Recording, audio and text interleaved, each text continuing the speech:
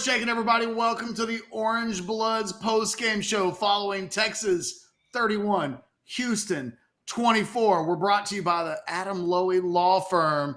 If somebody's done you wrong and harmed you and injured you and left you in a position where you need to sue somebody, like that's what he does. He does it really well. He's been doing it really well for a long time. He is one day will be the future mayor of Austin. Give Adam Loewy a phone call. Honestly, the Texas Longhorns came this close to needing to call the Loewy law firm for a little insurance and for a little paid hurtness. Sorry if I can't talk. I'm Jeff Ketchum. That is Jason Sukamel. That game wore me out. Hit the like button, subscribe to the channel, smash that notifications button, do all of that. Wow, a lot of talking points, Jason. Not great ones either. No. Well, hey, let's start with the most positive talking point that we can possibly start with. Fast start. Steve Sarkeesian was 4-11 in one possession games at Texas going into today. He's now 5-11. Like, they just won a game in a style and method that they haven't really done so very much over his tenure in Austin. So kudos for winning a close game. It was a tie ball game. They score a touchdown. I can't say they closed it out with the defense completely, but they did win the game and they had to do it in the fourth quarter. So kudos for having like the guts and the tenaciousness or whatever to win the game. That's about it on the positive front. Like at that point, now first quarter was good. What's that? The first quarter was good. First quarter was good. Quinn Ewers had a 240 quarterback rating in the first quarter, and then it didn't get. Then it wasn't good anymore. Yeah, like I'm looking at on our message where you can read the chat comments too, but even on Orangebloods, the thread titles. I guess being disappointed in our play after a win. We deserve to lose. Texas will never win a championship. You'd think Texas lost the game. I get it. It was a bad performance by Texas overall. Like I said it, like I wrote it in my notes as it happened. I said, I don't care if Texas wins or loses this game. Letting Houston come back from a 21-point, a team like Houston. This isn't Oklahoma, guys. I mean, letting a team like Houston come back from a 21-point deficit is absolutely inexcusable. I didn't care if Texas went on to win by 30 points after that moment. Letting a team like Houston come back, get off the mat down by 21 and come back and tie the game. I mean, had Texas on the ropes there for a while. There's a lot to talk about. We'll dig into it a little bit. I don't understand. Like, first off, you're up 21-7, Sark. Take the points on that fake field goal. Go up by 3. Such a bad call. So stupid, man. I mean, listen, I'm a Sark guy, but that was a terrible, terrible decision. Obviously, you don't take the points to go up by 3 scores. That's a huge difference. Going by 2 scores to 3 is a big deal. And then you give Houston good field position. You give them all kinds of momentum. They come down and score to cut the lead to 7. I mean, just a terrible – that game really turned for me on that call by Sark. Just a dumb call, dumb decision. Houston did – I need to go back and kind of rewatch it. I'm doing so many things as I'm watching the game and I'm writing and monitoring the boards and this, that, and the other. But Houston did a really good job. Either Texas didn't force the issue or Houston just schematically did a great job of keeping everything in front of it other than the touchdown pass to Xavier Worthy. All that being said, I'm like, dude, you got better athletes. Give your guys a chance I don't give a shit if they're covered sometimes. Throw the ball downfield to Adonai Mitchell. Let him try to go up and get a 50-50 ball. Texas just never did it. Everything was checkdowns to the running backs or, throws near the line of scrimmage. Just wasn't a fan of, I just want to retire the all gas, no brakes motto because it just doesn't seem to fit. The defense was putrid in the secondary. Listen, man, I mean, we'll work past it. Texas, man, that's all anybody's going to remember. Hopefully, knock on wood, if Quinn Ewers is healthy, that's all that's going to matter in the end. But it just was not a performance catch that inspired a lot of comment, or a lot of confidence moving forward. Excuse me. This was not the type of performance I expected from Texas. Bad performance. And I expected Texas, I'm going to cut you off, sorry, man. I expected Texas to have one of these types of games, right, where they played down to their competition. But I certainly didn't expect it against Houston. I certainly didn't expect it after going up 21-0. No, look, they let Houston go on a 24-3 run from the second quarter into the fourth quarter. It's a 24-24 game in the fourth quarter. There are game management issues. Look, somehow a Texas passing offense, which was incredible in the first quarter, died early in the second quarter. And the very moment that the Texas passing offense died early in the second quarter, the Texas pass defense died over the next three quarters that followed. And why did it die? I mean, I'll be curious to hear Sark's explanation. Did Houston suddenly change something up?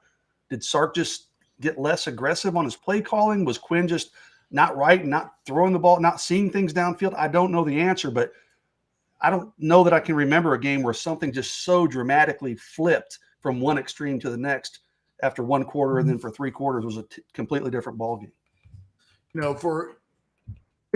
Look, on some level, if Quinn Ewers isn't hurt, I suppose you could chalk a little bit like Oklahoma today against Central Florida. You can chalk it up to like these things happen over the course of a season. What matters is you win the game. Florida State had a game earlier in the year where they snuck out of Dodge. We've seen this, right? We've seen teams this season struggle at times and over four quarters with a team that they shouldn't. They win the game, and then you kind of forget about it. I think the Quinn Ewers injury is and Anwar Richardson will join us live from Houston in a little bit. My suspicion is there won't be a lot of injury information given on Quinn Ewers coming out of the postgame press conference with Steve Sarkeesian. What we know is that he took a thunderous hit. I mean, I don't know if you were listening to Chad and I, Jason, but as the play happened, I said both of those guys just lost a year off their lives. Like, it was violent. It was like it was one of the like rare clean football hits that make you go ooh, and there was no need for a penalty. Like, it was clean, it was legal, but it was vicious. Both guys got hurt. That was on third down, right? What's that? Did Quinn play after that? I'm trying to remember. He finished off the drive. Okay, yeah. And if you can remember, they had a third down pass that came after that was an incomplete pass. It wasn't close. And then he started to show that he was banged up. We see him holding his hand over like his breastplate, which would have been, I guess, it looked like it was his right side, if I'm trying to remember the TV angle. Was it a collarbone injury? Like, I don't want to play YouTube doctor, but where he was holding his hand is in that area, the breastplate, the collarbone. You hope it's not that. Yeah. Because if it's a collarbone injury, he's out for the rest of the year. Or he comes back at the very end. I mean, honestly, that would be not too far away from where he was last year. But it would mean needing to need Malik Murphy to carry you for a few weeks. So in a world where that play doesn't happen, I think we can chalk off. Look, I've never been comfortable completely talking about Texas as a playoff team. Even this past week, I'm like, look, man, one step at a time. Get to the Big 12 championship game, then win that. And I've mentioned, I don't even think a second loss in the Big 12 this year probably keeps you out of the championship game. It might if Oklahoma State keeps winning games. They beat West Virginia today in Morgantown by 2 touchdowns. And suddenly Oklahoma State with a soft schedule and only Oklahoma in front of it. We'll see. I don't want to be too hard on Texas, but I also don't want to be like a Texas homer and act like the pass defense was anything other than garbage today. had that game gone into overtime, I would have favored Houston to win it. Oh, 100%. Well, Texas could have run the ball, but yeah, I agree. I think they were in a bad spot if that game went to overtime. I think. The longer that game goes on, it turns into a Donovan Smith versus Malik Murphy contest. And, I think Malik Murphy's going to eventually be a really good player in time, but he's not better than Donovan Smith is with all of Donovan Smith's experience. And by the way, Donovan Smith was really good today. Other than the interception he throws to Michael Taft. Yeah. He was really good on the receiver. When he started, it's funny, in my notes, Catch, I wrote, after the first quarter, I was like, Donovan Smith is not a good quarterback because he was throwing balls behind people and low. And then I was like, at the end of the game, I was like, I got to delete that note because Donovan Smith played a pretty good football game. At the end of the game, Donovan Smith goes 32 of 46 for 378 yards, 3 touchdowns. He has the 1 interception, so he finishes with a 155.8 passing efficiency number, which is okay. But boy, they were working the middle of that field. Houston finishes the game with receivers who went 7 for 88, 6 for 88, 5 for 68, and 4 for 80. I mean, they really spread the ball around, but they worked the middle of that field, and Texas was never really able to adjust.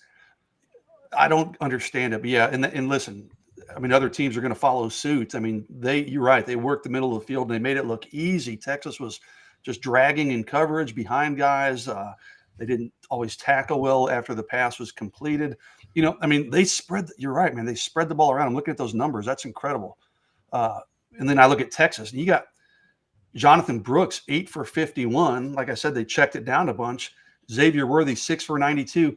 Where are the rest of these weapons? Whittington, 2 for 10.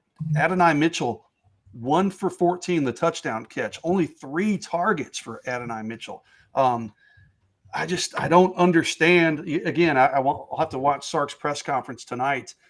I don't understand what the offensive philosophy there, and I get it. At some point, it's like, hey, you got to take what the defense is giving you, man.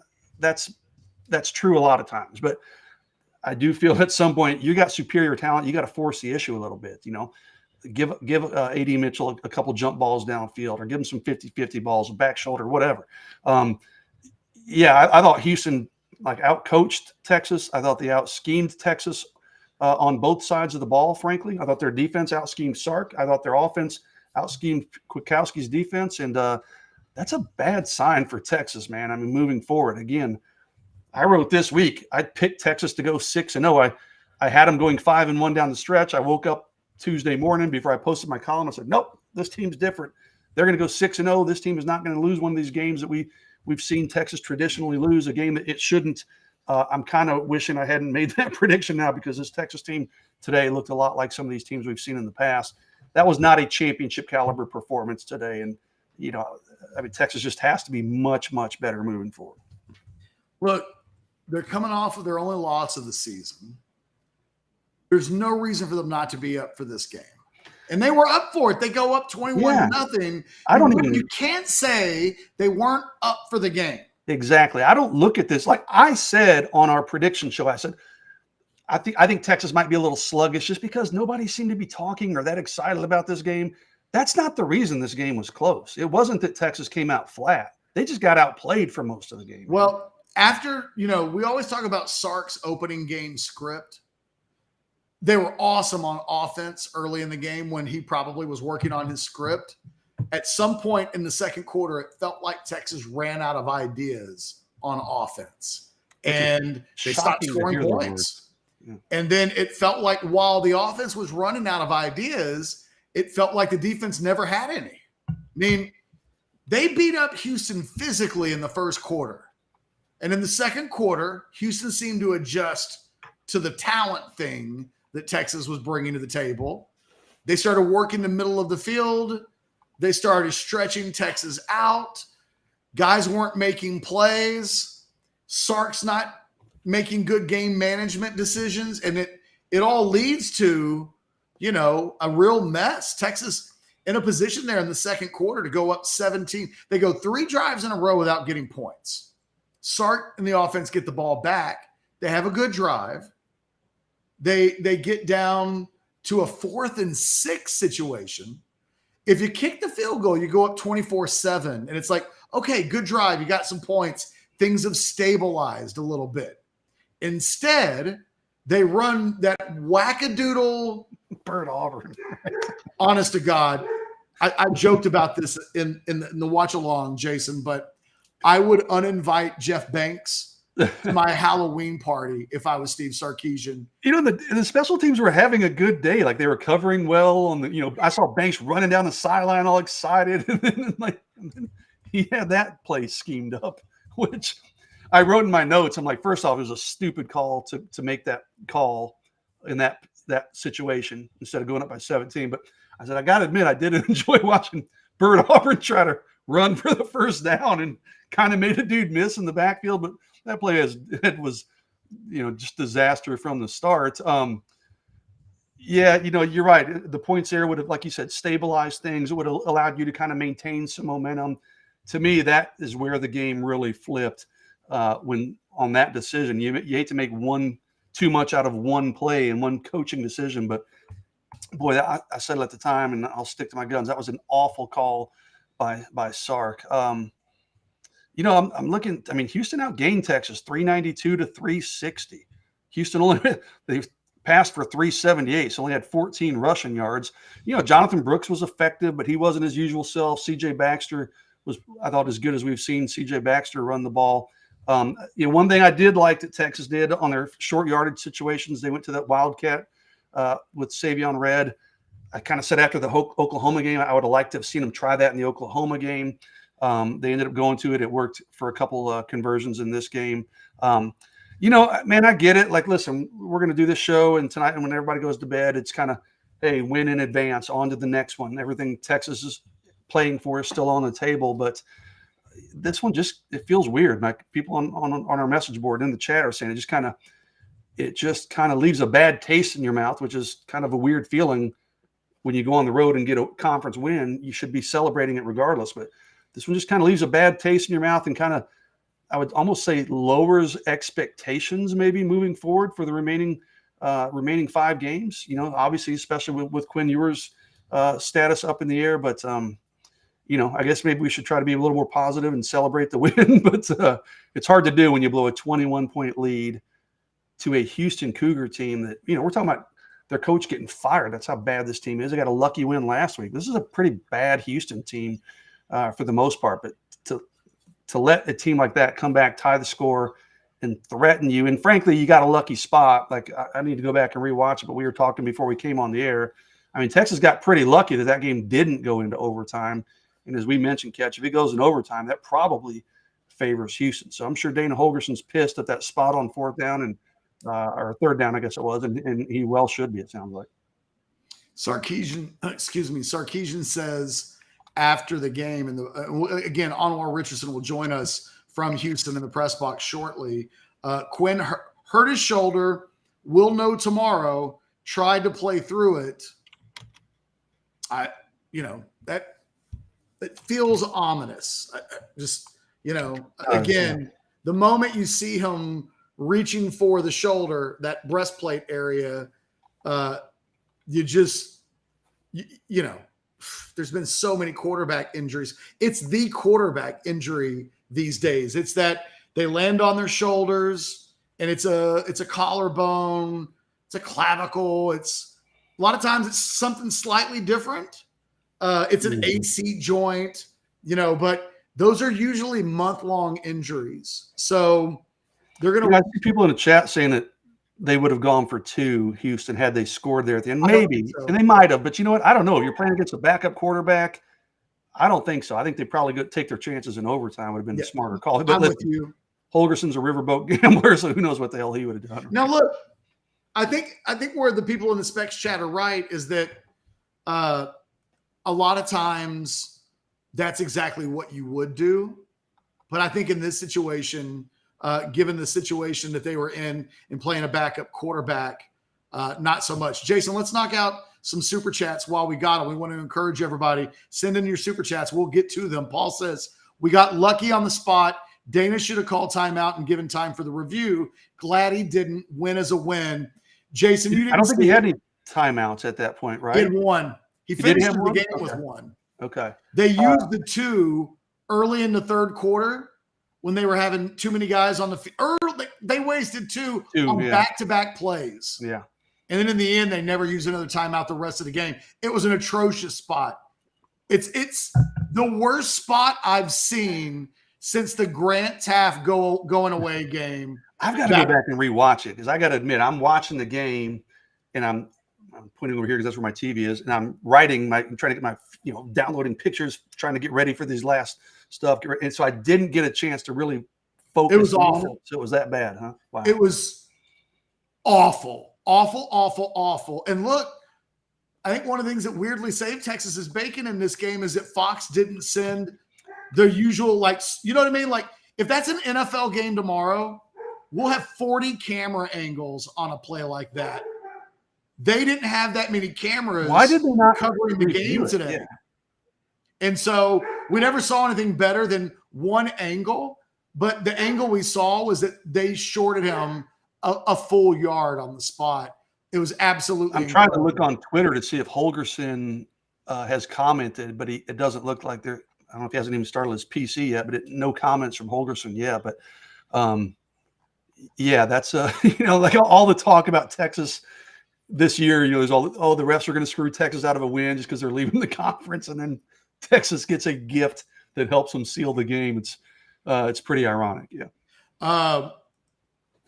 We have a bunch of super chats. Let's try to go through them. Caden says, unfortunately, our secondary was exposed for the second time this season, especially in up-tempo possession. Thompson and Taft are pretty awful. I didn't think Taft was as bad. I'm going to stick up for a little bit. Most people, that first touchdown, I don't know if Brooks let that guy go and then Taft, I don't know. But there was a handoff miscommunication. Yeah, and I don't know, it sounded like Taft maybe was chewing out Brooks. So that might have been on Brooks. Taft finished a team high, 8 tackles, 5 solos. He had the interception. He had that breakup late in the game, right? The best game of his career, quite honestly. Manjack, I think he hit on 3rd and short, right? Yep. Over the middle. Look, but Caden, the secondary has been exposed. And terrible, yeah. I don't know that I would completely pinpoint Thompson and Taft because Keaton Crawford was bad. Yeah. He struggled as well. Like Terrence Brooks had a bad game. Yep. There were fingerprints from everybody. Jade Barron, make some plays. If you're one of the best guys in the country, I'd like to call your name before the fourth quarter. So everybody in that secondary will have to look themselves in the mirror today and ask themselves, did I play well enough? Did I do enough in this game? And to me, there will be very few guys in that secondary that can say positively that they did. Makes you have to ask, hey, is Ryan Watts that important to that secondary overall? Because that's 2 games in a row where he hasn't played. They've been terrible. He would have made a difference today, but Ryan Watts isn't keeping the ball from being completed across the middle time and time and time. They were running these drag routes and taking advantage of Keaton Crawford in the slot. Anybody they could get matched up with those inside receivers, they were just making some hay. And then tackling got poor. You think about once the fourth quarter starts, Texas has got them backed up and a couple of missed tackles, and they get a huge pass play down the field. There's a lot going on there. Defense didn't play well as a unit at all. Tom G says number 21 needs to ride the pine. He's not getting better, and number 2 needs to take those reps because he is the future. Yeah, Keaton got burned on that touch. Well, they ended up not calling it a touchdown, I guess, but he got burned on that play, and you just can't. I mean, he's a good athlete. To see receivers just running by him is a little surprising to me. But I mean, I thought Jaron Thompson, I thought the safety play in general was pretty bad today. The corners weren't a whole lot better. I thought Jaron Thompson had just a brutal game. But you're right. Hey, number 2, Derek Williams needs to take those snaps. He is the future. I don't disagree with Tom G one bit on that take. We'll continue to go into the super chats. Skip Diggity says, well, hey, at least Sark's Boo had his best game to date. Am I right? Hey, CJ Baxter, game-winning touchdown. Hold on. Shut up, dogs! Yes, CJ Baxter. 6 for 42 for Baxter. Yes, 7 yards of carry. Had the the game-winning touchdown runs it ends up being, which, let's be honest, that was really well blocked too. But I tell you what, I thought Houston did a good job, and Jonathan Brooks still ran for 99 yards and averaged 5 yards a carry, right? But I mean, Houston defended Jonathan Brooks as well as any team we've seen this year. And I mean, this is a Houston defense that we expected Texas to be able to name their score, right? If Houston scored 40, Texas would score 70. That's a game I expected this to be. The Houston defense played a lot better than I expected it to play. They contained Jonathan Brooks. They contained Quinn Ewers for the most parts. But, C.J. Baxter, per Skip Diggity's post there, he did probably have his what would be considered his best game of the season so far.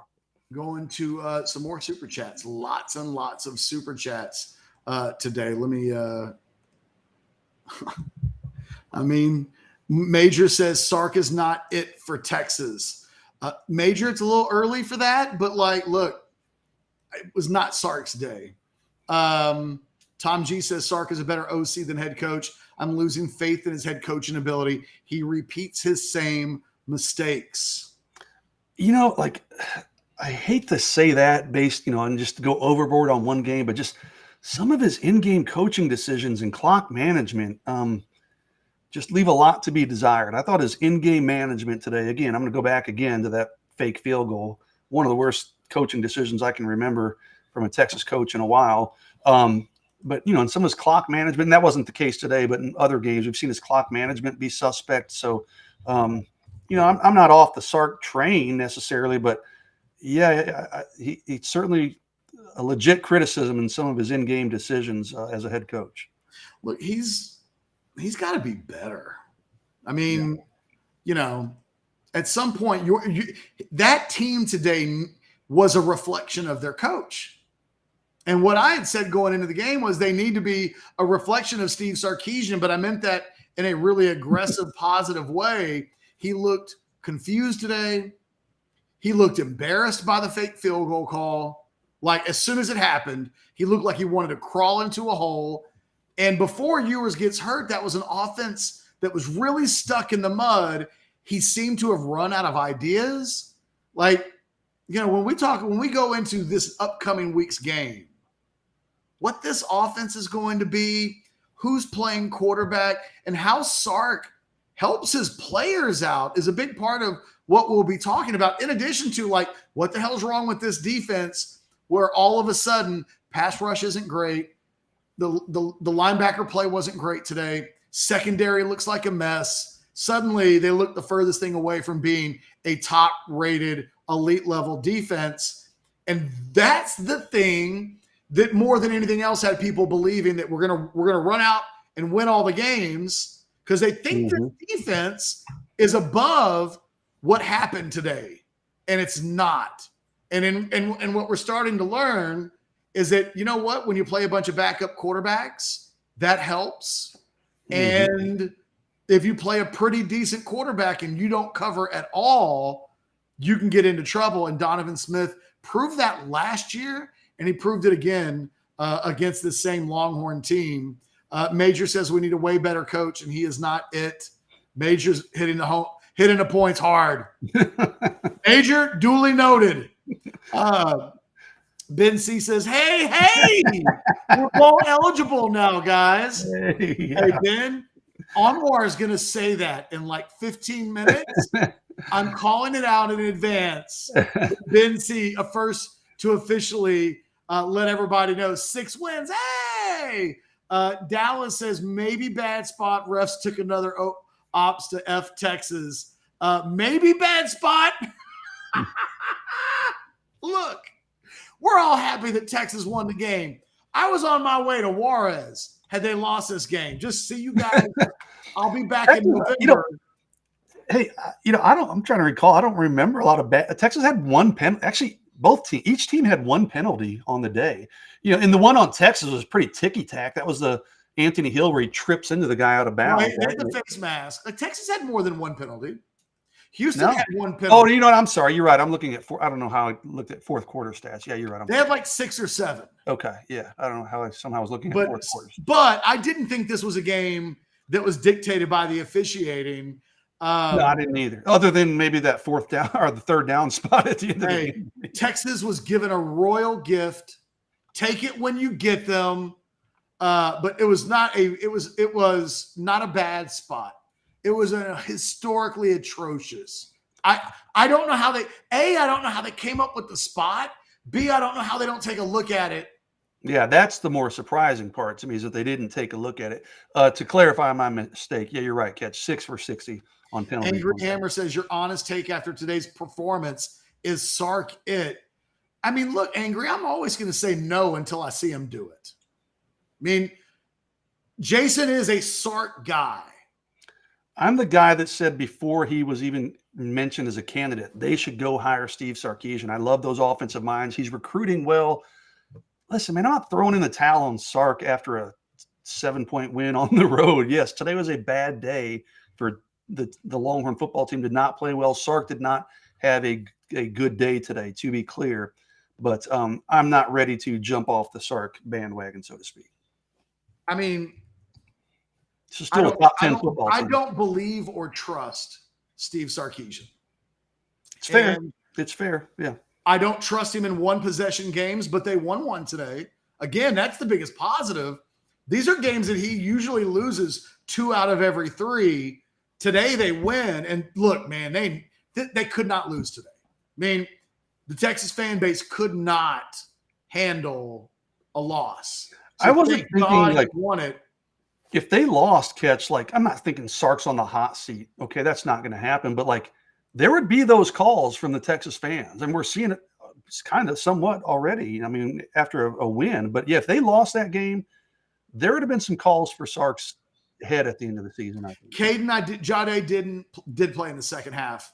We called his name out a couple of times. In the first half, did he play? I don't remember. He's saying he didn't play. He didn't play until the second half. Yeah. I got to be honest, like so much going in my head over the course of the game. I think that's right. I did not see him in the first half, so I think that's right. Potentially suspended for the first half, maybe? Maybe. We hadn't heard that, but maybe. I mean, again, I didn't even notice because I'm juggling a million things, including but thanks for bringing that up, Caden. I mean, he didn't do a whole lot in the second half. Caden says Sark's haters as a top 10 team are poster UT fans. Okay. He's kind of right. I mean, listen, they're going to wake up when the polls come out next week. This is still going to be a top 10, top 8, top 7 type team. So, I mean, yeah, this wasn't pretty and it wasn't beautiful. It wasn't necessarily fun today, but this game's only going to define the season if Quinn Ewers is hurt. Yeah, if he's okay, you just move on past this game. And because look, you'll either win the rest of them or you'll lose in the future. And trust me, the losses will get remembered way more than close wins. So this is survive in advance. But I mean, there are alarm bells going off with regards to a lot of different areas. Matt says Sark has been great at the big things, but terrible at the little things. I mean, I guess that's subjective. Some people would call coaching and close games big things, and he's 5-11 in his career. I mean, it feels like everything other than game days, Sarkeesian's an A+. It is on games where what happened today is hard to explain. That was a bad Texas performance today. It's both sides of the ball. There's some game management stuff mixed in. The offense is Sark's baby, and they scored 3 points from early in the second quarter into the fourth quarter against a bad defense. Like, there are – Sark's got to get better, and he's in his 10th year as a head coach. So let's see, a couple more super chats as we wait for Anwar Richardson to join us. What are your thoughts on the defensive coaching staff? What do you think? Listen, you brought up a good point earlier. I mean, when you said, hey, this defense, we thought it was an elite defense, right? I'm on record as saying, hey, Texas can have some sluggish days on offense, and this defense can carry the team to wins. Well, that's not the case, clearly. This defense, like you said, maybe it was a bit of a mirage facing a lot of backup quarterbacks and things. They kind of had some good fortune. Man, I'm not. It was a bad day. It was a bad day for Kwiatkowski. It was a bad day for the middle of the field. Defense was awful. They need to be better. They should have made some sort of adjustments. Don't ask me what. That's not my job. That's their job to figure it out and adjust. But they didn't get great pressure up front. It was just from top to bottom, a bad defensive performance. I don't think those guys forgot how to coach, but they've certainly lost some of their shine from the first month of the season. Absolutely. And, they deserve some criticism thrown their way too. I mean, it was not a good day for Pete Kwiatkowski and his troops. Angry Hammer, does Sark have the balls to can PK if the D continues to – wow. Nah, not happening. I can't even finish the super chat without thinking about what Angry Hammer just suggested, given what we thought about this defense 14 days ago before going into the Oklahoma game. I mean, but you know what, Angry Hammer? Like, let's see where the rest of the season goes. They're a top 10 team. Look, they might be Big 12 champions at the end of the year. I think it's really odd that both Texas and Oklahoma today kind of laid eggs. I mean, Oklahoma's fending off a 2-point conversion. By the way, that 2-point conversion was as bad as that spot was late in the game today.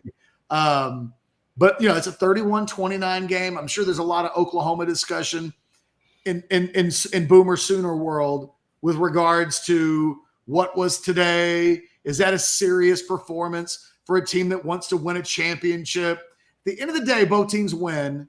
Both teams will stay in the top 10. But, man, it's got to get better. Like, today wasn't good enough. And if they do this again in future weeks, they'll lose games. Like, today, they were in a 50-50 game in the fourth quarter. They lost their quarterback. I don't even know if it was at 24-24. If it's a coin flip game, I kind of favored Houston, maybe 60-40 at that point with about 8 minutes to go in the game. So give Texas credit for digging deep and winning this game, but they got to be better. They've got to get better. Players got to put in performances, and the defense and offense has to be more imaginable, and they got to make adjustments faster. They got to, if the other team lands a hard punch, swing back. And Texas really had a hard time swinging back today. Houston outplayed them over the course of the final 3 quarters of this game until the final 5 minutes when the Texas offense, the offensive line, the running backs, and give Malik Murphy credit, he completed a pass. But they finished out the game when there were questions about whether or not they would. Jordan says, everybody acting like Texas hasn't been consistently worse than they currently are for the past decade. No, Jordan, I think actually everybody's acting like this team's a playoff team, and it might not be. And today might be an indication that you got to walk before you can run. I think everybody understands where Texas has been. I think there's a lot of people who thought Texas was beyond getting lured into a 4-quarter game against a bad Houston team. And I think that's one in which they were up by 21 points. Listen, if you told me that Texas was in a 4-quarter game with Houston, I'd have been like, probably not. But I could envision a scenario where it happened. To be up, they were in a 4-quarter game with 0 turnovers. Yeah, to be up 21-0. If you'd have said Texas is up 21-zip, but oh wait, it's going to be a game in the fourth quarter, I'd tell you you're full of crap. You're crazy. I mean, just to be in a 4-quarter game, there's not a lot of shame in that. I mean, that happens. You have those kind of days. But to be in a 4-quarter game after you had a 21-point lead, inexcusable. I mean, sometimes everything can be as simple as that. Arthur Mills says Sark's game management set up the scenario for Quinn to get hurt. Quinn isn't in the game if Texas is blowing out U of H. Every decision and play matters. I see what he's saying, but I don't think he can look at it that way. But, it's just bad he just did. Yeah, just happened. Ultimately, we're going to talk. A lot of talking points coming out of this game. Quinn. Because if that's a 3 or 4 week injury or worse, everything about this season is in question all of a sudden. Because whatever Malik Murphy is right now, he's not Quinn. And he's got to, in a world where Malik Murphy is the new starter, he's got to start his first game. He's got to start his first road game. He's got to play his first ranked team. He's like all these firsts. Mm-hmm. At least, they have a mostly dominant run game that they can lean on. That'll make his job a lot easier. But will it still be a dominant run game? Yeah, when people suddenly the passing game threat is completely different. Yeah. Look, in Houston, kind of shut down the running game as the game went along. They win the game with a running game on that last drive, but between the second quarter and 7 minutes to go in the fourth quarter, that Texas running game had really slowed down. The whole offense had. I mean, there's a reason why it was 21-0 early second quarter and 24-24 fourth quarter. Cotton says, I was making afternoon plans after the first quarter, had to cancel, got drunk instead, hook 'em. Nothing wrong with that, Cotton. That sounds like a good Saturday to me. I was about to say, there's at least one of us doing the video right now that's thinking, you know what? Not a bad way to finish tonight, even if we're not there yet. We're waiting for Anwar Richardson to rejoin us. We're caught up on Super Chat questions, I believe. Jason, what have we not talked about yet that we need to talk about?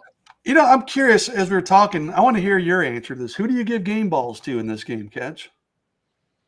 It's not an easy answer, is it? Well, I probably give game balls out to the offensive line for finishing the game today. Mm-hmm. I'd probably give one to Brooks and Baxter, although Brooks didn't perform the way he still rushed for almost 100 yards, and he did catch 8 passes. Xavier Worthy. I thought Brooks was really good, even if the rushing numbers weren't quite crazy. Right. Xavier Worthy, I'd probably give one to. He had the big play early. Well, hey, let's I don't know. Let's do this. Are you ready to get out, Jason? Because we got Anwar Richardson. I want to hear what he says Sark had to say. So I'll hang for a few minutes. Blake, you want to bring in Anwar Richardson live from the stadium in the press box? Houston loses. Texas wins 31-24. We've been talking a lot, Anwar. There's a lot to unpack in this game, but ultimately, the status of Quinn Ewers trumps everything else by a lot. You had a chance to talk to Sarkeesian, listen to Sarkeesian in the post-game press conference, kind of break it down, like the aftermath of this win and the latest on Ewers and kind of your general thoughts. Well, I'll give you Ewers first because obviously that's like the news. So obviously nothing concrete as far as his health status is concerned at this moment. However, if you're looking for context clues, Catch, he was asked, I thought, a really good question. And he was asked, like, hey, what's your concern level about this, him going forward? And he said, look, anytime a guy leaves a game and doesn't come back in and doesn't have ability to go, like, you're concerned.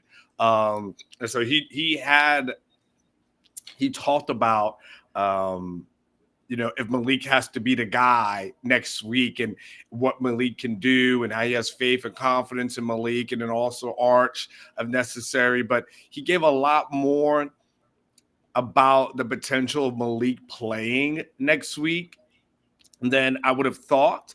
Usually you would have gotten something along the lines of, we're just going to wait until tomorrow and see what happens.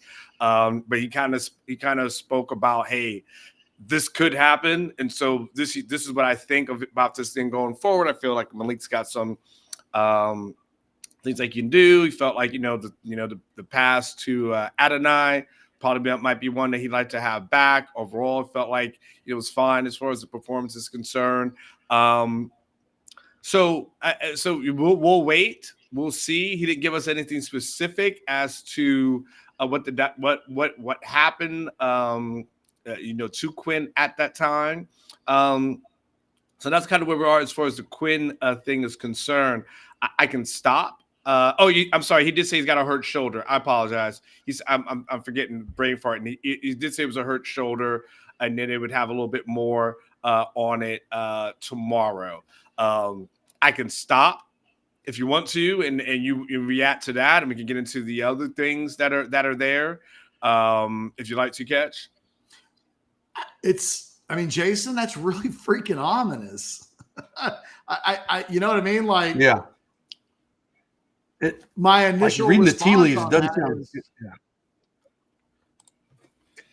Anwar, like, your painting of the picture is very much an oh shit kind of response for me, because as I said before you came on, if this team has to depend on Malik Murphy for, I don't know, a couple of weeks, more than that, because I think the fear is we've all seen these collarbone, clavicle, shoulder, AC joints. They're all multi-week injuries. It's rare when it's that area of the body on a quarterback. And if I'm not mistaken, it was his right shoulder, which is his throwing shoulder, right? Yes. Because I think if I can remember, he was holding, this is what he was holding when he came back out on the field.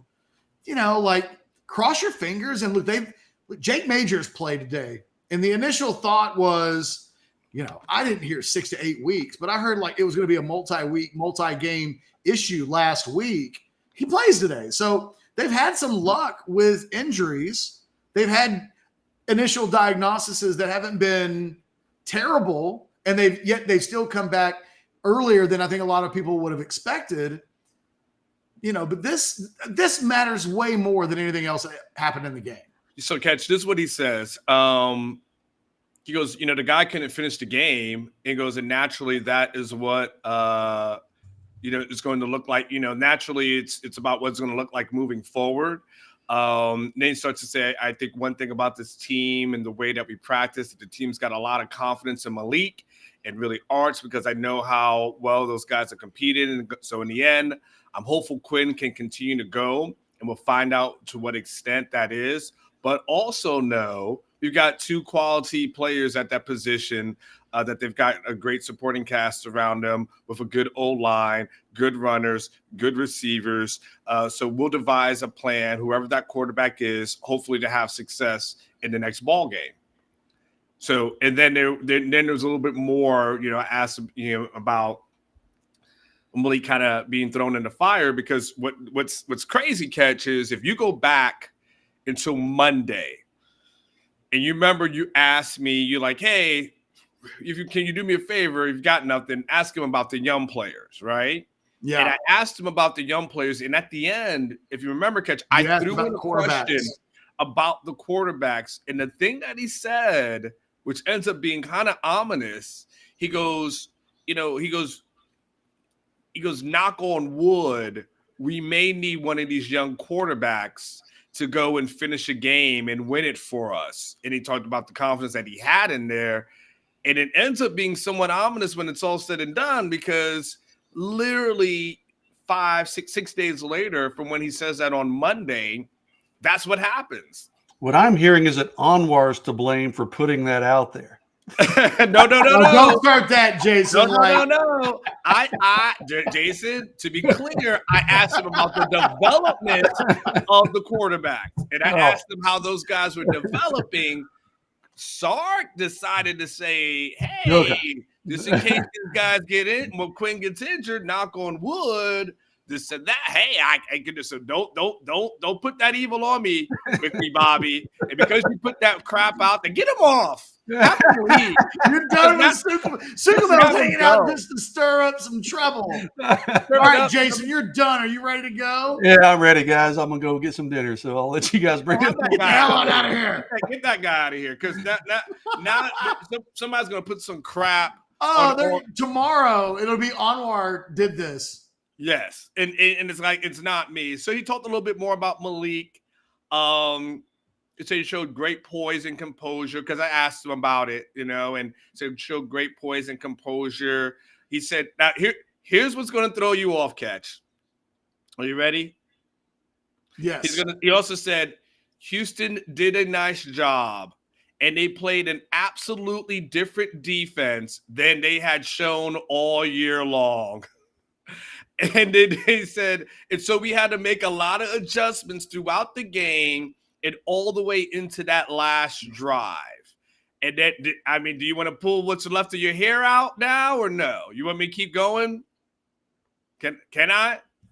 No. Okay. Well, anyway, so that happened again. He thought about Malik, probably wish he hit that third down, but he said that he threw with great conviction. What does he think that translates to? I don't know. I think it's his. What's your thing about how an explanation sometimes sounds like an excuse? Sometimes an excuse is just the reason why something happens. No, you always have like how it sounds similar. It's like sometimes an excuse is just the reason why something happens. Okay, that's like a new quote. But nonetheless, I think what he's trying to say is, in his way, I think he's trying to say like, hey, what really happened was they showed us something different. See? And it talks about that. It leads to the question about in-game adjustments. Why wasn't that a problem in the first quarter? They invented what it sounds like is they adjusted, and then Sark never adjusted. I mean, I can't speak for all that, Catch, but I get what you're saying. I get what you're saying, how it comes across. I think. Well, they were outscored 24-3. Yeah. From the second quarter until late in the fourth quarter. Let me see what he said. What did he say about that? Drives me crazy, because what you're saying is the other guys are better than I am. He said that the lesson learned here is that we have to have a killer instinct, and people aren't going to lay down against us. When he's talked about the lead, and they're going to continue to fight, and we relaxed. And we didn't execute the way that we had. We didn't execute. He started talking about his poor play call on the field goal. He said that actually probably gave them some momentum, at that point. And this is why teams hire Brian Kelly's. This is why Nick Saban is so valuable. This is why, Sark comes off. That's amateur hour stuff.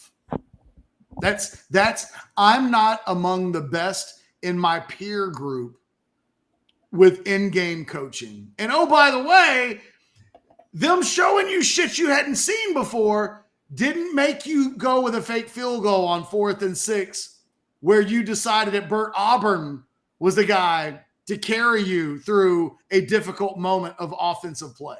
He said they saw a guy that would typically move on that play, and he didn't move on that particular fake field goal. It's always like somebody, hey, they didn't move. Oh, okay, they didn't move. Gotcha. It wasn't terrible idea. It was they had a dude that didn't move. Oh, that's it, sir? That was it. Oh, okay. 4th and 6. What do we think Bert Auburn runs the 40 in? Is he breaking 5 flat? Maybe. We're not 4-7.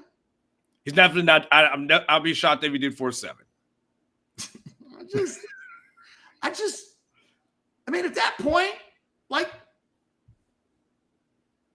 what did he say? So his only thing about that was they had someone that didn't move? Yeah, I'll give you I'll tell you the quote as I go through it. Hold on, I've got it here. Let me look through it. Now look, mind you, the only thing that matters is Quinn Ewers. Ultimately, out of it, they won the game, survive in advance. What will matter is that they lose future games. I mentioned this on War. It's not like in 3 weeks, if they've lost a couple of games, we're not going to point to the Houston game and talk. They won. However, I'm aggravated. Tell me what he said. He said, well, the thought process behind that fake field goal, because he's asked why he did it. He goes, the thought process was it was going to work. That's what he said. The thought process. He said, someone asked what the thought process was. He said it's going to work. And then they asked him what happened. He goes, well, your game plan, and you go in with a plan, and they had a really good rush unit, and then they had a excellent guy coming off the edge blocking the kick, but he didn't rush. So you got to ask Dana why they didn't rush. We have to feel, good. We said we feel good, about it, but he didn't rush. And something else, Burt makes the first guy miss, but at that point, it's just kind of a dead play. So that's part of coaching. And he says that was a major moment in the game. Hold on, Catch. This is what he says, though. We can play a brand of football that's ultra conservative, but that's not who this team is. We're an attack-oriented team, and our players thrive in that, and they believe in those play calls. And so, if I can do it all over again, he goes, I wouldn't have called it, but hindsight's 20/20. He goes, I don't get to play Monday morning quarterback. I got to make those calls in 10 seconds. And we knew going into the game, we'd like that call. He is not elite at his job.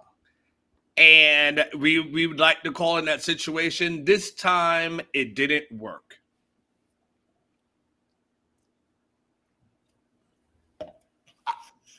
I don't know what you want me to say, because the I only don't thing know. I can say in talking reading about that is it's so stupid. What he's saying is, the thing is, there's a difference between being aggressive and stupid. And you can't flirt with the gray area every week, or that happens. And Steve Sarkeesian's not reinventing football. He's not smarter than everybody else. Everything about how he handles his team was outclassed in every way from the middle of the second quarter through the middle of the fourth quarter, and his fingerprints are all over it. And it's a problem when he doesn't see that it's a problem. If I had to do it all over again, I wouldn't do it. Or, it wasn't a bad call, and some guy didn't move. I only have 10 seconds. You know who doesn't say I only had 10 seconds? Urban Meyer. Never heard it. Never heard Urban Meyer once in his entire career say, the problem with being a coach, I have to make decisions in 10 seconds. You know who else doesn't say that? Nick Saban. You know who else doesn't say that? Kirby Smart. You know who else says that? Dabo Swinney. Dabo says dumb shit all the time.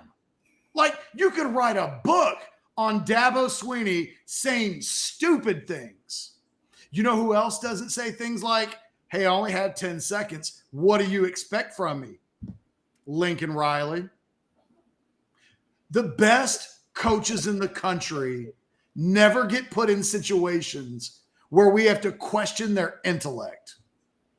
Just basic.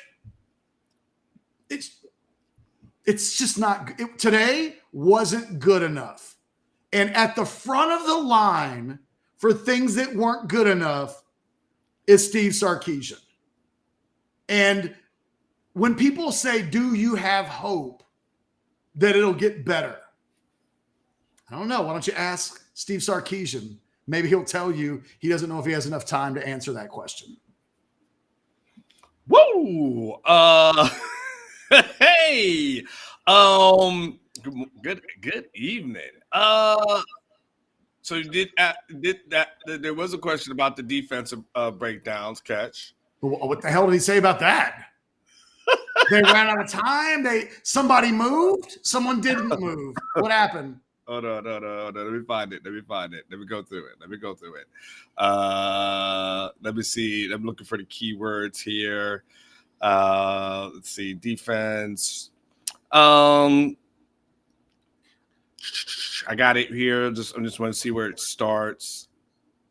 Character building game. That was a kiss ass question by somebody.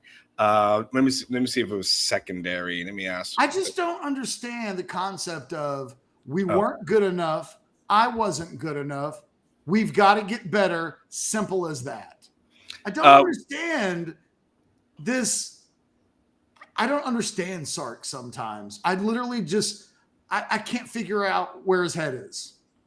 When he talked about the secondary giving up almost 400 yards, he goes, well, first of all, we got to figure out which guys we're going to have back there.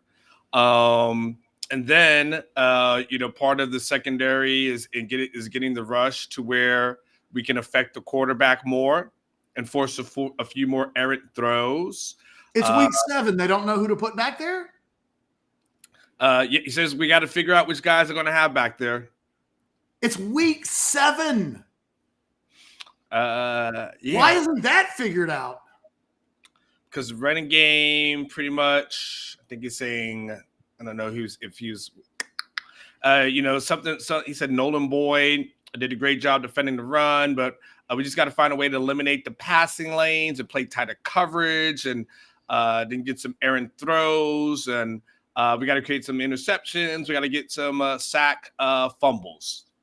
So Okay. we said about that. Who do you want to give game balls to, Anwar? Let's be positive. Let's be positive. The single most positive things to come out of the game today that are worthy of and I saw one earlier. Angry Hammer said game ball for Witt for that block on the Baxter touchdown. He definitely not on the quit train. I don't think any of these dudes are on the quit train. I don't think that's a problem. No, I wouldn't say that. I mean, honestly, I'll go non-obvious first and then go into the other stuff. Non-obvious, I'll go Ryan Sanborn for a game ball. He was 1 for 1. No, but right. He also he had 3 punts and he had a 59-yarder, right? So not bad. I mean, I guess. I mean, we're at the point where we're just handing out stuff for blockers. I don't know. I mean, just go Jonathan Brooks. By the way, where was Jonte Cook today? Because he said a couple Mondays ago he needed to play Jonte Cook more, and the offense didn't score for like 3 quarters or 2+ quarters. Where was Jonte Cook today? I mean, Jonte Cook played early, I think, in the first quarter. He was out there for a series. I don't know what happened to him after that. But there was a spotting. There was a sighting. He said Jade was a guy that, I guess they were hoping, maybe they wouldn't have to play him. And then, he felt better. And so they were able to put him in. And I think in layman's terms, I think they were just hoping that they could just beat Houston and rest this guy. And then it's like, oh snap! All right, well, dude, we're getting cooked. So we need you to come in here. I mean, I don't know who to give a game ball to, Catch. I mean, I'd rather you not give out game balls if you're going to give them out to Ryan Sanborn. I mean, no, because I feel like offense to Ryan Sanborn. I mean, we were just at a point where I like outside of like a Jalen Ford for getting, doing his, the turnover thing or whatever. But I don't really know what else there is. I don't feel like there should be any game balls given out. If you're being quite honest with you, I feel like I'm okay with that. No game balls. Like killed that segment. I know this is a team that was supposed to win by 23.5 points, and they escaped death. And I don't care about Quinn got hurt.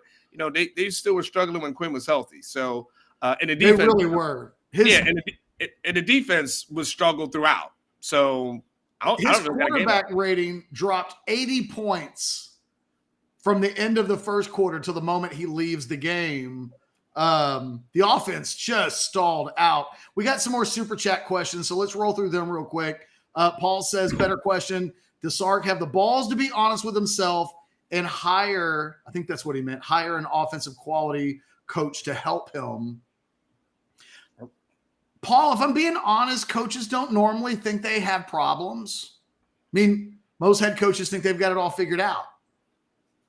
I don't know. I also don't know if those types of questions get answered when there's a game in 7 days. So there's so much that they have to do. I do not think Sark think he himself is a problem though. No, I mean, first of all, I mean, he's hired Paul Chris, right, to be, an OC, right? I'm not OC, but at least a quality control. The second thing is, I mean, what I'm trying to say. I'm sorry, there's a lot of things going on around here. No, you're But good. no, that is. I mean, the guy he's the OC, right? So clearly he's not thinking to himself like I need somebody to do certain things for me. He thinks to himself I can do it all. So no, I don't see that at all. And here's the problem with the question, Catch.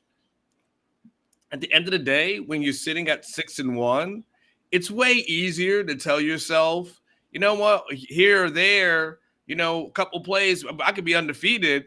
I don't think you'll have that kind of 1-6. You might have to look in some sort of mirror, but 6-1, you're bowl eligible. You only got a few more games left, and you can feel like if you get through until Quinn gets back, like blah blah blah, still got a chance to compete for a Big 12 championship. Like, no, I don't see that happening at all. The thing is, there's two truths about this team. One of the truths is that they've got an incredible win against Alabama, and they're a top 10 team. That's the truth. Mm-hmm. There's another truth out there, though, is if you take the Alabama game out of the equation, there's a whole lot of this season. Mm-hmm. I mean, if we go game by game with regards to Rice, at halftime, people were like upset. Then you've got the Wyoming game, Kansas game. I mean, that was a Kansas team without Jalen Daniels, and it's a game into the middle of the third quarter. Oklahoma game, ugh. And then today, a little bit more kind of, ugh. There was more, than, And other than Baylor, there haven't been a lot of like, man, they showed up today and outclassed an opponent and played to a high level. And that's really what today was about. For a quarter, for 17 minutes, they looked like the number 8 team in the country, outclassing an overwhelmed opponent. And then for most of the rest, almost the entire rest of the game, it was the complete opposite of that. And it's just a team that has to start performing. They will lose a game before this season is over, and maybe even 2, if like they don't start playing to a higher level than certainly today. But just in general, they got to start playing 60-minute games of good football. And they're in reality, if there was no Alabama game this season, the way we would be talking about what has happened the rest of the season would be quite different. The Alabama game right now is covering for a lot of sins, and I think it will do so coming out of today. We will move on from this game, but there is a pattern of play that this team is putting on tape. And I wouldn't say that so far in October, Anwar, they're better than the team they were in September. And the goal all season long, be better in October than you were in September, be better in November than in October, be better in December than November, and be better in January than December. We're in October, and if we're going to point to good things that this team has been doing so far this season, we got to go back a month, and it's October 21st. I think one, I agree. And I think that there's 2 things that the last 2 weeks have been, or at least 2 games, is that that's happened is that we've seen quarterbacks who have a pulse be able to, move the ball against this defense. We've seen it with Dylan Gabriel a couple of weeks ago. We saw it today, right? We saw a guy throw for nearly 400 yards against a defense that before the season we were asking ourselves how many of these guys are going to throw, right? And now we're seeing it. You think to yourself, oh, I don't know. I think everybody needs to come back, at this point. So I think there's that. I think there's number 2, which is the whole. I mean, and I think you called this weeks ago, which is the book on Sark is going to be just put something on defense that he hasn't seen. Just put something on defense, but whatever you have on film, do something totally opposite, and you've got a shot, right? And we're seeing that Houston, for the most part, had a shot they just, they couldn't capitalize on it. Props to the Texas defense for stepping up. And, but yeah, it is the being able to get by. One of the things that Sark said after the game, Catch, he said, I'm not going to apologize for a win.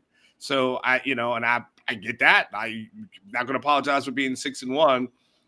But when you and I start talking about, what is this? First of all, what does it look like if Quinn is in here, right? That there's that. What I don't care what you think about BYU, Malik coming in and having to play versus that, BYU, which by the way, probably have to make sure Malik plays if you just be keeping it a buck, Catch. I know he's going to talk up Malik. He better play. There's no scenario where Malik doesn't start that game. Like you want to keep that guy around in 2024, Catch. His ass is playing this game. Like it's a big opportunity for him, actually. It's a great opportunity for him. It's a get something on tape, for himself, and then get some playing experience, and maybe whether it's this game or the next couple of games or something like that, again, it's a shoulders, Catch, shoulders don't necessarily heal overnight unless it's a bruise. And because he didn't play, it's probably something a little bit more severe than that. So you just got to use a little bit of logic there. But yeah, I think the concerning part for me is just what I've seen the last couple of weeks from the defensive standpoint, which we hadn't seen. And I was willing to say, okay, well, Oklahoma happened. Things happen. It is what it is. Rivalry game, so on and so forth. Houston's not that damn good. Houston, what we saw today, that should not happen. So that becomes a little bit of okay, I'm going to take a mental note on this one. And then see, like, to your point, can you get through, the rest of the season? I think we're past the point, Catch, of, talking playoffs and all that other kind of stuff. Like, you just got to buy hook or crook. You got to find a way to get yourself to Arlington. That's really what it becomes. Today is why some of us thought more 9-3 before the season. A lot of the things that we've seen in the last two games are things that we thought in August we might see, and they really didn't rear their heads, and now they are. And, we got to find a pass rush. Well, who was talking about that every other episode that we did during the offseason? Got to find playmakers on defense. I mean, yeah, like other than Jalen Ford, we talked about that a whole lot too. Like, who's going to play linebacker, and like, how are they going to – these are all things that we've talked about. And, By the way, I saw, I don't know what you guys saw on TV, but, so Catch, you've been at these games before, the game's over, everyone greets each other. There's a little dilly-dally. Eyes of Texas gets played. All the players go over there. The coaches go over there to do the Eyes of Texas, right? Then everybody eventually kind of goes into the, the locker room. It takes a little bit of time, right?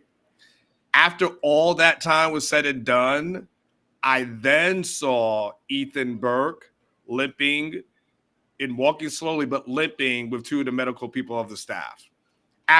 So I don't even know where the hell he was for that time period. I could only deduce that they were working on him, and then got him to the point where they're like, okay, let's just walk it off. But from a pass rush standpoint, something's up with Ethan Burke that we'll have to check into and see if we can, if we don't get details tomorrow, at least get some details on Monday as far as pass rush is concerned. And yes, for all the double-digit sack talk before the season, it's been one today. Yeah, but overall, I mean, we're far away from where the projected goal was supposed to be. Oh, they could have used Colin Simmons today. A few more super chats.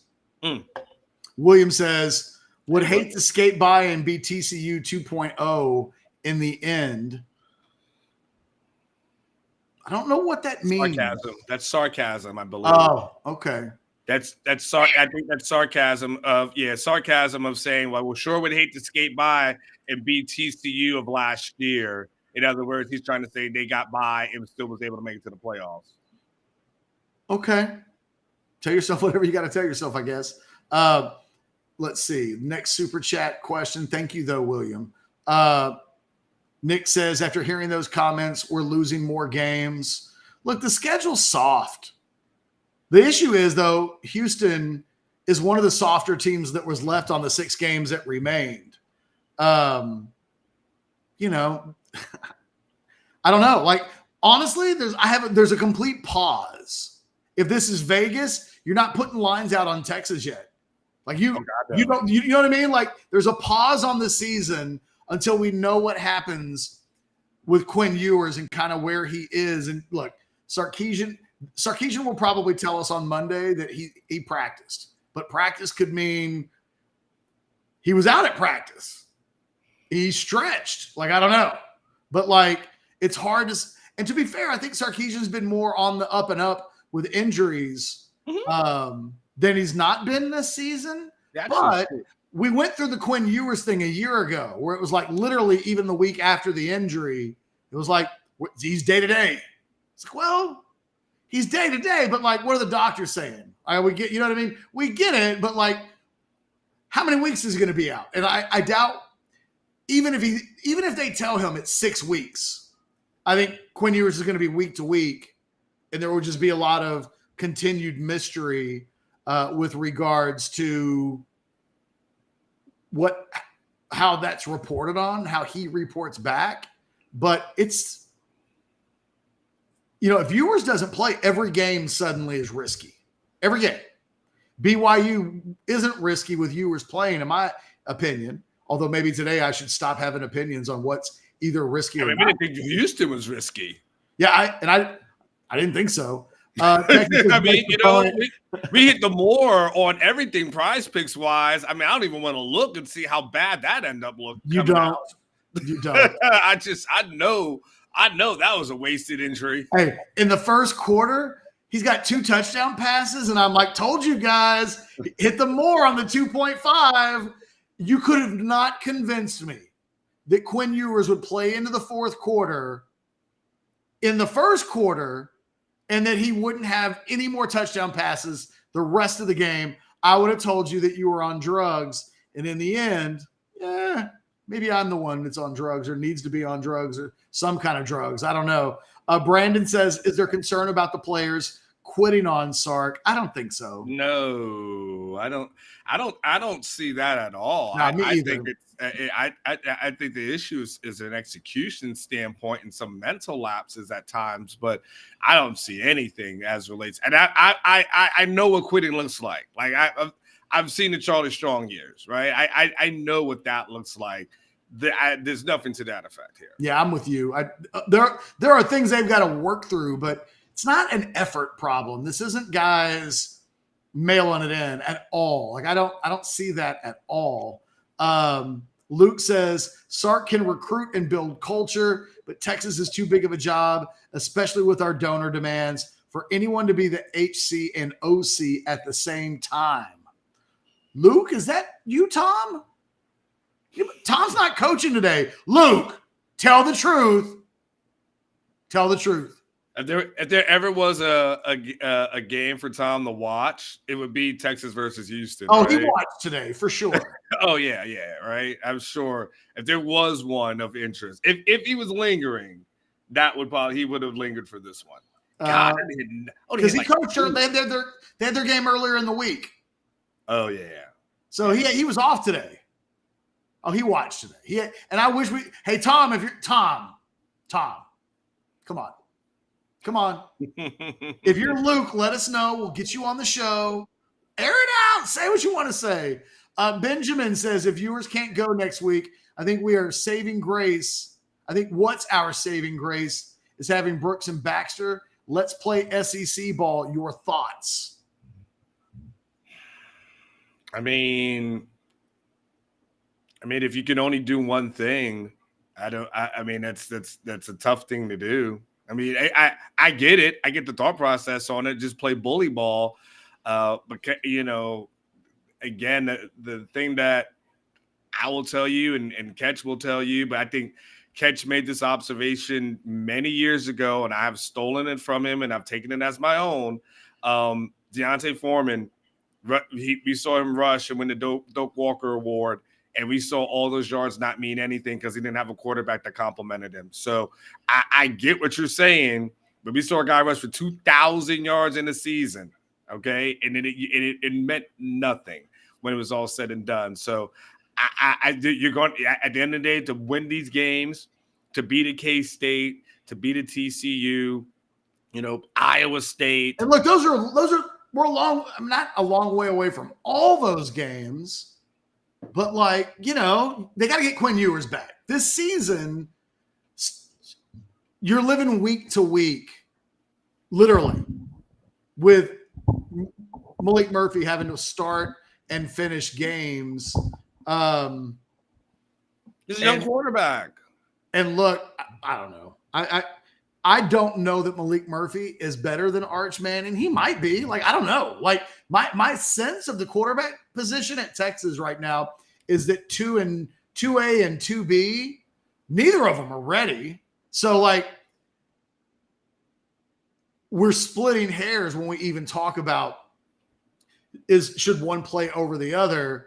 I mean, neither guy's ready yet, but they need to be ready, both of them. And if Malik Murphy has to play in a game, I wonder how long his leash is. I know how long Hudson Card's leash was, and Hudson was the legit starter. And hey, get to a third quarter where things are going a bit sideways and things can. So it'll be one of the things that gets taught. Someone will ask on Monday, Anwar, okay, so if Malik has to play, will Arch get in? Will Arch get a series? How do you know? Why is Malik starting over Arch? And what would have to happen in order for you to even change quarter? They're legitimate questions to be asked that will be asked all week long. Even if Sark doesn't get asked those questions, we'll talk about them. Yeah. And, you said it earlier. If Malik doesn't start, he leaves. But if he gets pulled, he might leave. But you might need to pull him if he's not playing well enough to win. But, God, that would be horrible in upon itself. Again, what Texas fans need to do tonight is be thankful that they won, because this could have gone sideways on them and backwards. And it didn't. They closed the game out, offense and defense, even though, Anwar, that was a wretched spot. I would be burning things down if I was Dana Holgorsen, because I don't know if you got a good look at it. They spotted that at the 9.5, and he was easily at the 9. I can't believe that it didn't get reviewed. Texas got the biggest officiating favor that it's received in arguably 20 plus years of Big 12 football. It was that bad of a spot. And because if they spot it correctly, it's 1st and goal for Houston, and they might score, and we might go to overtime, and who knows what might happen from there. Thank you, Big 12 officials, for making sure that I'm not on my route to Juarez right now, because that could have happened. But can I say this, though? Holgorsen, he screwed the pooch. I'll be honest with you. And here's how Holgorsen screwed the pooch. And this is why he should kick himself. Because I thought really, and I guess I can say this, and I don't have to really come back to come back here, Houston. He really was a dumbass catch, because after they tied the game at 24-24, they decide to do a short kick. Instead of, when you got Malik Murphy, who's a young quarterback who's never really played, you put that thing down on the 20 and you put him out there. They kick a short kick, and Keelan Robinson gets it catch, and he returns it 33 yards and gets it to UT's 47. So they shorten the field for UT. At that point, all they got to do is just run the ball.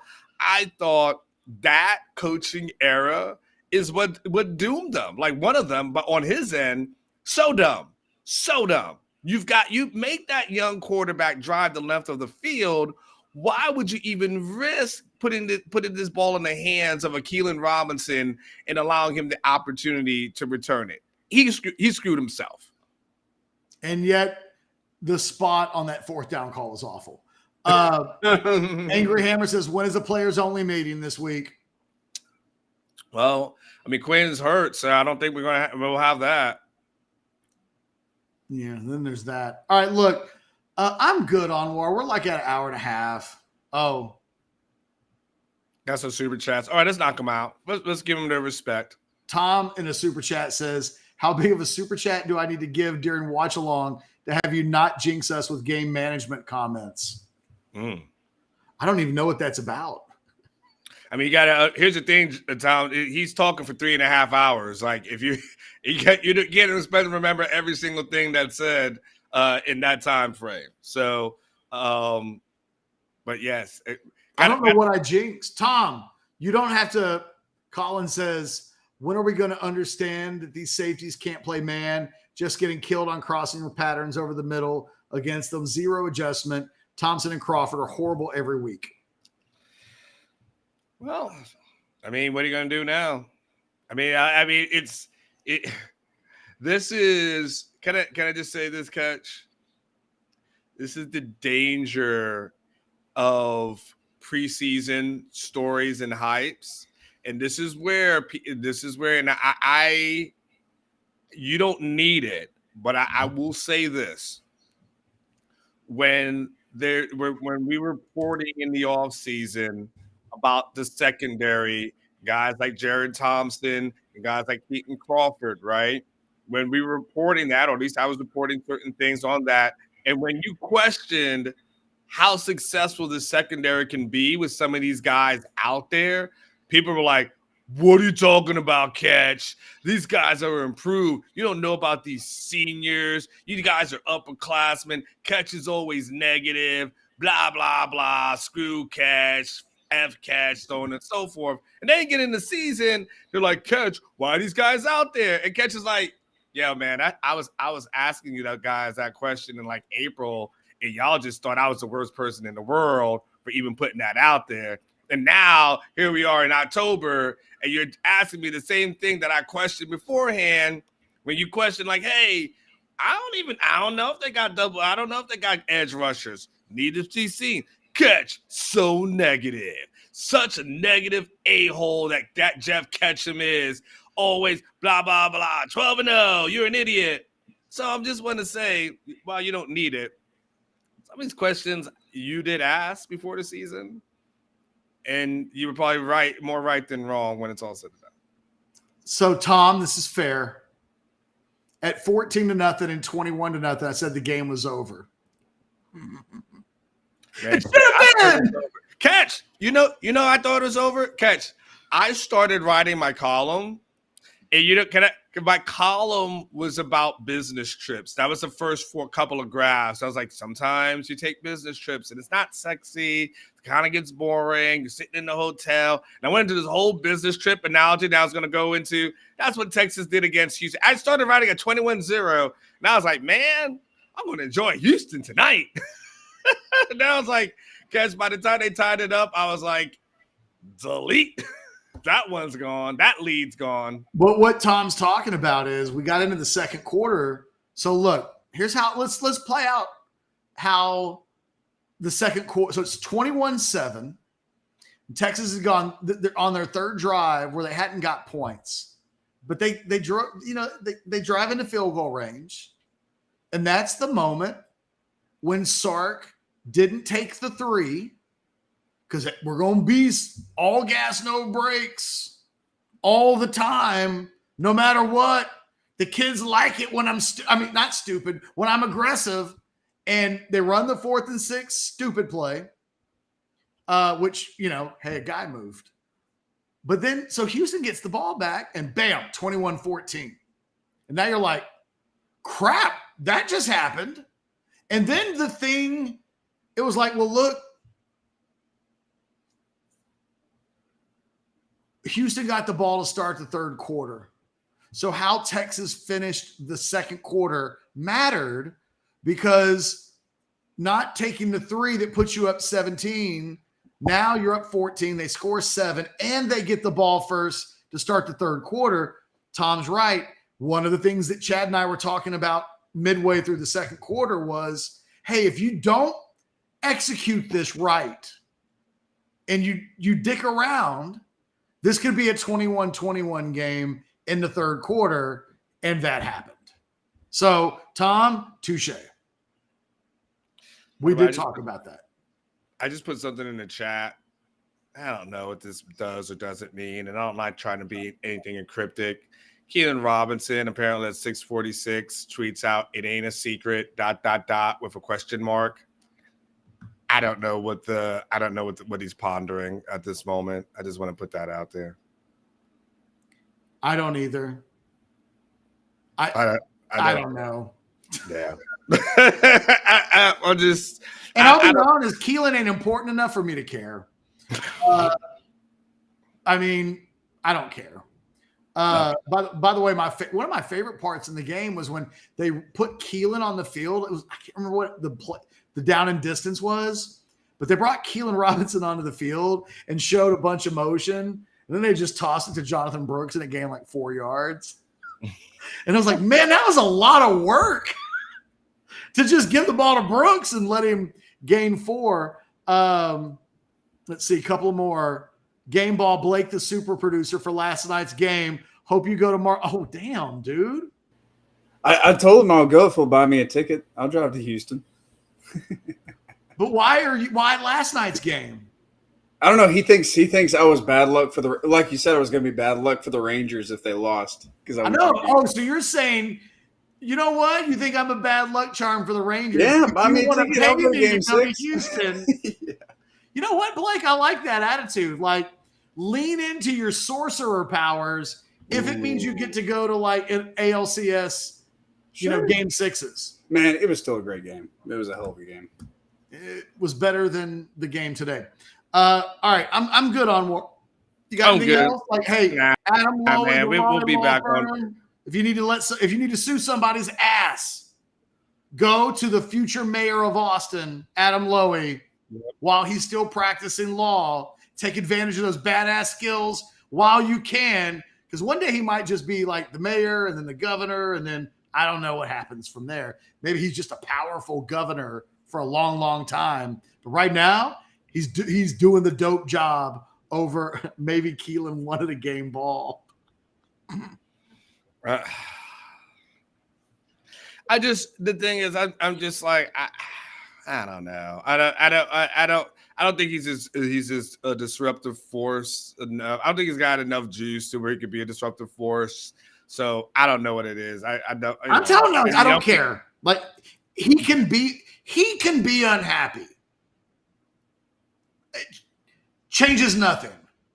Oh, Keelan might not play, or if he plays, great. If he doesn't, like you'd be worried if like that was Jordan Whittington.